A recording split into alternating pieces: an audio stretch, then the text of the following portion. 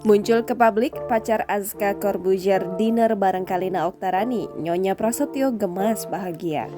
Momen bahagia Kalina Oktarani bersama sang putra Azka Corbuzier menjadi perhatian halayak.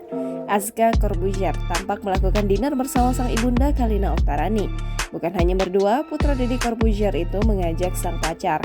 Akhirnya Azka dan pacarnya muncul ke publik dan menjadi perhatian publik karena gaya pacaran mereka.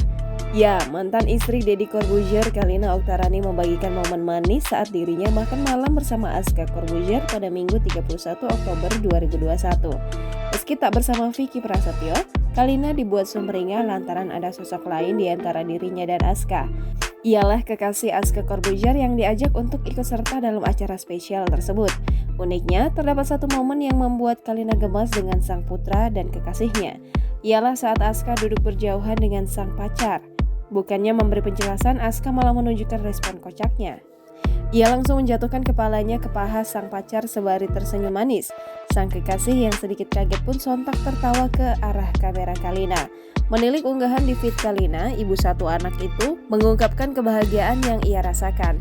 Kalina menuliskan sesuatu yang manis untuk menggambarkan momen kebersamaannya dengan Azka Corbuzier.